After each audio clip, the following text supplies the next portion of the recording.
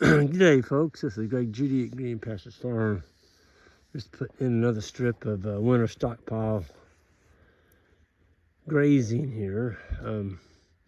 We're just giving them a little strip morning and night, along with some of this hay that we bought off of Ryan. So this is our hay field. It's not ours, it's Ryan's.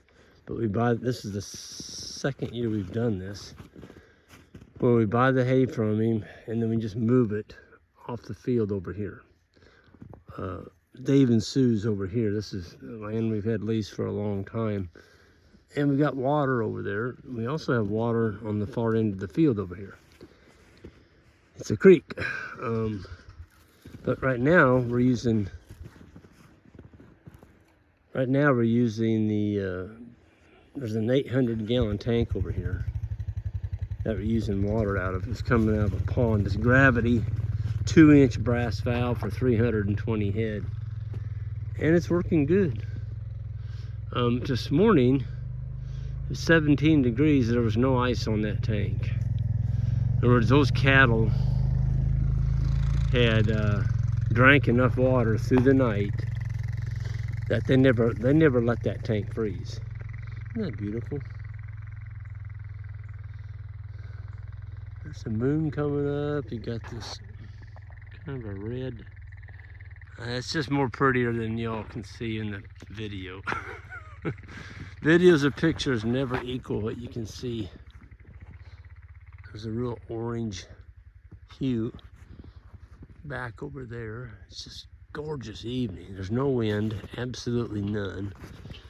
And as funny is when we unrolled the hay, the ones that saw us roll up that wire are on the stockpile. They left the hay to come to the stockpile. And that's because of this. I'm gonna uncover it with my foot here. So there's green. There's green in there. Yeah. We just didn't get the rain. This was cut fairly late, and so it just didn't get the rain on it after it was cut. Otherwise we'd have had, you know, maybe 8 to 10 inches of regrowth out here. But it, you know, you roll with what you get. And I can tell you this, Ryan's getting some good, well, there's some pretty good stuff there.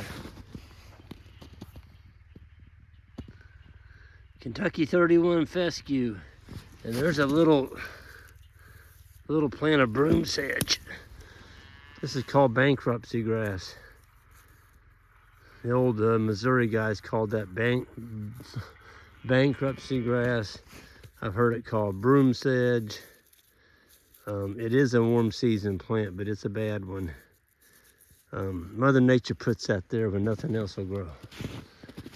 But there's some down here. This bottom has been hayed for probably 25 years or longer. Yes, been, gosh, 26 to 27. Yeah, around 30 years. That's all that's been done to this bottom is mowed hay. Because many, many years ago, I had this leased from Ryan's grandfather, Clay, and I had to deal where we split the fertilizer on it, and then we had a guy Bale that we split it 50-50, and it would usually make about 100 to 120 bales, somewhere in that neighborhood, if you got rain on it. This is a nice bottom. I mean, it's probably 30 or 32 acres, I think. But so the cattle, you know, they know what's best. They're out there digging through the snow with their noses. The calves are just taking that green right off the top. They're just eating this stuff. They're not digging. But the cows have got their own noses down under the snow. Some of those cows over there did not come. I would say 70%, maybe 50%. We got a bunch of cows behind those trees where they don't even know we did this. They didn't know we unrolled it. So in the morning, this strip of stockpile that they're grazing on, We'll unroll some more hay right there. And then this wire here will be rolled up in the morning. And this will be their stockpile right here. So that's kind of what we got going on. But it really surprised me how there was no ice. There was no ice on that water tank this morning. Absolutely none. Some cows are just better at going through snow. They don't mind digging their nose down in it. Other cows are more picky. I see that cow there, she's just using her nose to get her supper. She's real good at it.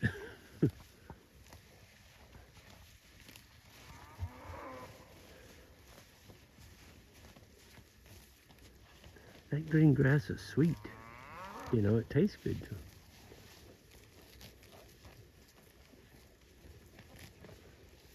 Look at the condition on that cow. I mean, she is just fat. There's a spring heifer calf. Is that a bull? No, that's a bull calf. Boy, he's a nice one. Look at the butt on that bull. He's a good one. We're going to be having some really nice South Pole heifers.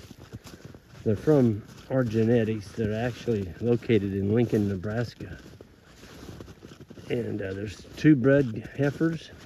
Just got them confirmed preg checked to calve in the spring. And there's 3 weaned heifers that were born in April. And also, there's a really nice 2-year-old South Pole bull there. You got to check out that bull. He is a dandy. And I haven't announced the auction yet, and that's because it's busy right now. I want to make sure I have time to do it before I post it. And I just got a lot of things going on right now. But I will be making an announcement at least 2 or 3 days ahead of the auction so people know when it is. But go to our website, greenpasturesfarm.net, and click on that heifer page, the grass genetic heifers. You'll see some good ones in there. And also I've got pictures of their moms. So you can kind of see what kind of cow they're going to grow out to be, which is about 1,000 pound, big gutted, perfect udder cow. 1,000 pounders. I don't want those 1,500 pound cows. If I had 1,500 pound cows out here, first of all, Ryan would not want me in his bottom right now. You could track them. It's soft underneath this snow. It rained all day. The day the snow came down. I mean, it rained and rained and rained and rained, and then it snowed and snowed. But it's soft under here. And you put a 1,500 pound cow out here, it's gonna look like you took a root plow out of this bottom. These little 900 to 1,000 pound cows, they're not even leaving any ruts.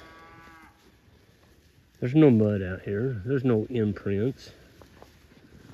So those 1,500 pound cows, they don't have a future here, I can tell you that. It's a really good way to go broke if you want to stay focused on 100% forage. If you want to feed breeder cubes and all that grain and all that stuff, that's great. If you want to do that, you go do it and have fun. But if you want to make money with grass, you got to get your cow size down. And you would not believe the number of emails that I get from people all over the United States. And even a feedlot owner in Texas, one of the biggest feedlot owners in the United States.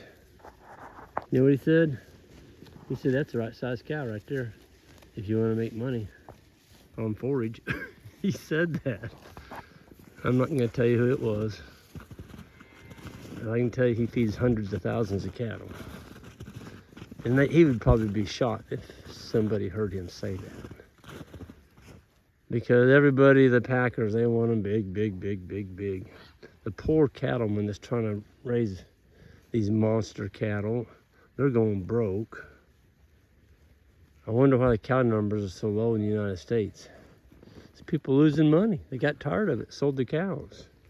Went into crop production where you're guaranteed check every single year, whether you make a profit, whether you make a crop or not, you're gonna get a check if you took out crop insurance. So, yeah, people just got tired of it. It's too much risk and not any reward, so they sold their cows. And now cows are at an all-time high, and grain is at an all-time low, or one of the lows. So it's, you know, it bounces back and forth. The cattle prices won't stay like this forever. They never do. The old saying is there's never been a rock thrown so high that eventually it doesn't come back down to the ground. And that's what we're dealing with here. So they're going to come back down, but it's going to take a while. And that's because it takes, you know, if you breed a heifer, first of all, she's got to get up to 15 months old. She calves as a 2-year-old. You don't get a calf out of her to sell for 15 to 16 months later, if, you know, ready to eat, if you put it in a feedlot. So, you know, you're looking at 3 years before there's more beef out there. So it's not a quick turnaround like a chicken or a pig. You know, chicken, you have something to eat. It's, what is it, 8 weeks? 8 to 10 weeks you can eat a chicken. Pigs, you know, I think it's 6 months on a pig, 5 to 6 months on a pig.